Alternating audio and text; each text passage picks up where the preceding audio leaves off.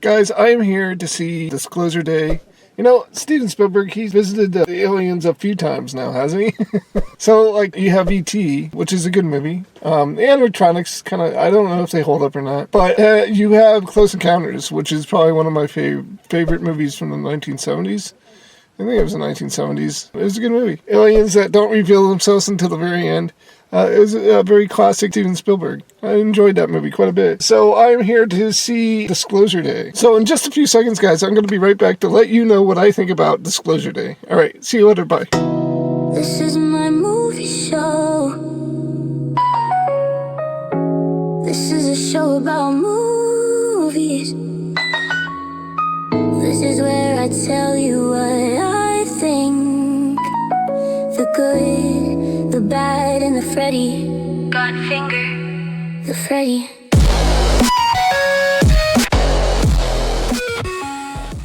Well, I'll be honest with you. I just got done watching the movie. I'm not really sure what I got done watching, but I did finish it. I saw the credits rolling. I guess that by title, it did hit its proper conclusion, I guess.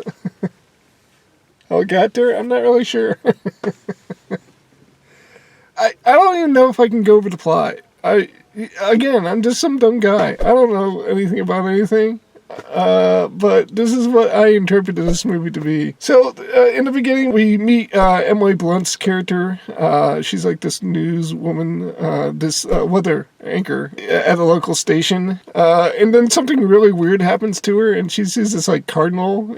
Practically walks up and shakes her hand. Really, honestly, it was weird. And then all of a sudden she like knows things. She just knows things. You got this other character, this guy who's got all the information that he needs to disclose to the world that we have been already visited. And he has documentation of it that he has stolen from this corporation as a shadow organization of the government. So they're working to keep the information concealed. And these two, Emily Blunt and this other guy, it's their job to get it out there. That's the whole movie. But here's the weird part. It just feels like I start watching this science fiction television show that I started watching from the very middle. It felt like I should have already known information that was being presented to me. I was expected to understand what was going on. I was hoping at the end, I'm okay with being confused. I watched enough Doctor Who to be confused about a story until it finally reveals itself at the end.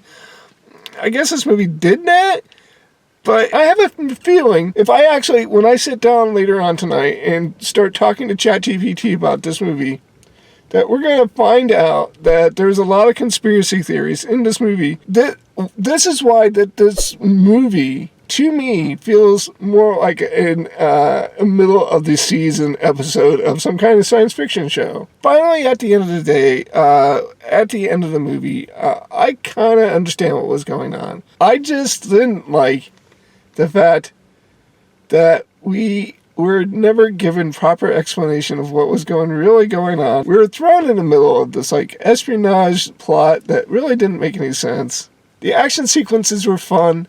There's a whole train action sequence. There's a long, drawn-out segment where the characters are just bobbing and weaving on top of this car that's being dragged by the train, and it's fun. That was another thing that was really cool. Emily Blunt, with the help of this alien device, instead of like causing chaos and harm, they're escaping from like government institutions with the power of love. Where like these soldiers would come up to him and say, "Hey, halt! You're not going anywhere." And then she'd like reach into their minds and like find something very pacifying to whoever she was facing at that time. I enjoyed that. This movie was this wacky, weird, and like had way out there ideas like magic alien sticks. It was so weird and confusing. It's like I said, when it finally comes to streaming, I'm gonna sit down and like pick apart this movie and make sense out of it. But I'm not gonna be able to understand it until then. There's a lot of things. They all seem kind of disconnected and weird and jumbled together. And that's the feeling I'm getting out of this movie. This is totally one of those movies that I would totally recommend waiting until it streams at home. I didn't hate it. I will watch it again.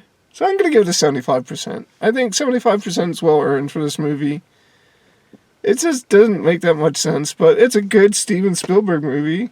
There are some action sequences that keep me interested in the movie. Guys, sorry I couldn't make this a drive-in video. I do enjoy my drive-in videos. Hopefully, next week... Here we go. Hold on. I got you. I don't mind being old. I just looked it up, guys. I know what I'm going to go see next week. Next Monday, I'm going to go to the drive-in, if I can. And I'm going to go see the Toy Story 5 movie. A lot of people are not interested in this. I've asked all my coworkers, and just like, hey, wow, watch that old man franchise? Yeah, let's go and watch that crap. It's playing with the Mandalorian and Grogu movie. So I'll probably watch that again.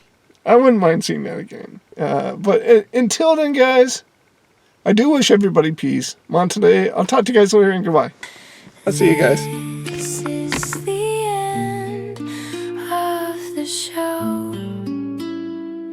The show about movies. These are the credits to my show. This is me thanking you for watching my